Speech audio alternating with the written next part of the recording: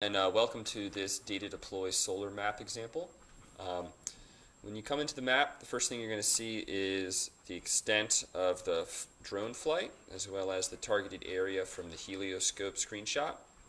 You'll see some other layers representing floodplain information from FEMA, as well as tax parcels representing the underlying property around the area of interest.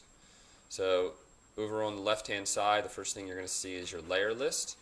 This allows you to expand different layers and get information on what you're seeing, as well as turn layers on and off.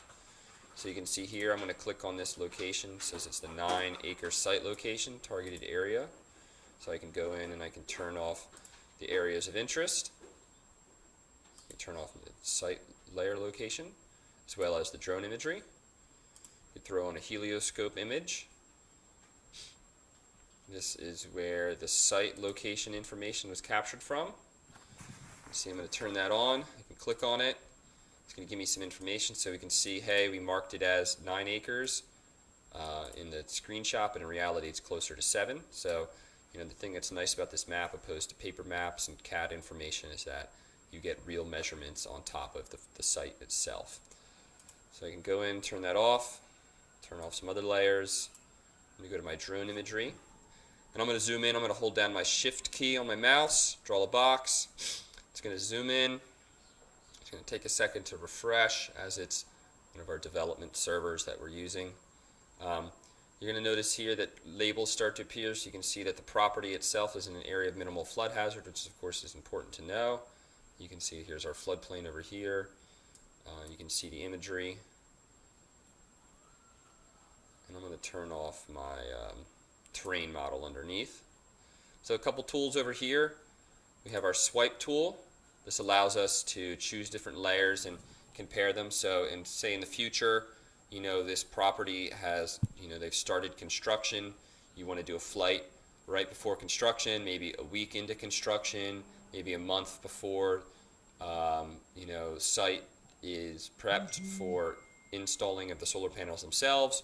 Each one of those is a milestone, an important milestone, and we can go out real quickly, capture a flight, bring it into this map, and you can use this to be able to track and see the progress of the site. So you can envision in the future, you could see a flight underneath where the trees are gone, another flight where the property or the structures and the assets, the spatial assets of solar panels are now in place, and you can use this to swipe to see those changes. And this is helpful to all stakeholders, the property owner, the public, and as well as the company itself.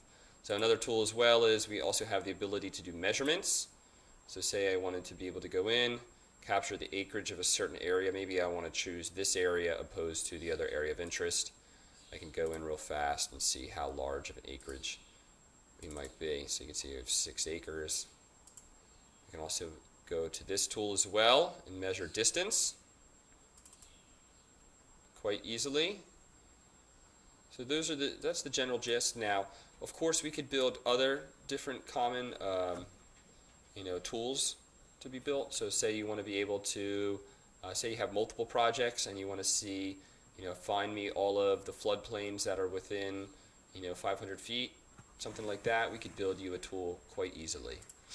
So just overview, over here we have our layer list. Allows us to turn layers on and off. You can turn on different layers as you would like here's our terrain model.